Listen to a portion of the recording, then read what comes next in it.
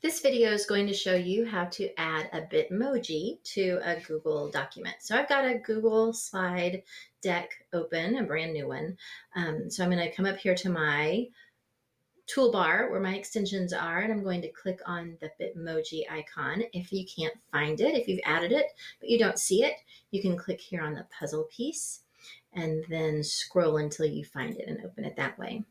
And then once I have it open, I can search for whatever I want. So maybe I want one um, with me sleeping.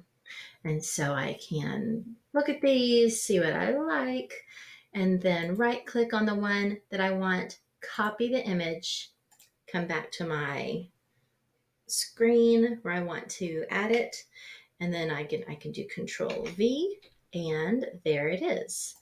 I can make it smaller, I can make it bigger, and so that's it. You don't have to save it. You just go to the Bitmoji extension, pick the one you like, right click, copy, back to your document.